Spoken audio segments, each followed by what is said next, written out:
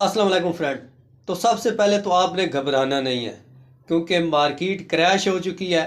तकरीबन 2800 पॉइंट गिरी है। कल अपना उसने ऑल टाइम गिरावट है वो लगाई है। इससे पहले आज तक 2800 पॉइंट एक दिन में मार्केट नहीं गिरी। और आज अभी तक 2 बज चुके हैं, 1 घंटा रहता है अभी तक, तो मार्केट तकरीबन 1800 पॉइंट गिर चुकी है। तो पहले भी मैंने आपको कहा आपने घबराना नहीं है। अगर आपने अच्छी कंपनियां लेके रखी हुई हैं, अच्छे स्टॉक आपके पास हैं, तो आपको घबराना बिल्कुल नहीं है। हाँ, वो घबरा सकते हैं जिन्होंने कचरा स्टॉक लेके रखे हुए हैं, जिन्होंने देखे बगैर ही पैनिक स्टॉक में घुस गए हैं, जैसे PIA, के इलेक्ट्रिक और उसके अलावा पंजाब बैंक।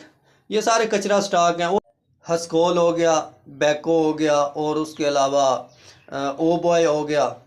और इस तरह की जो भी कंपनियां हैं जो कचरा स्टॉक हैं, PIA हो गया, तो इनमें आप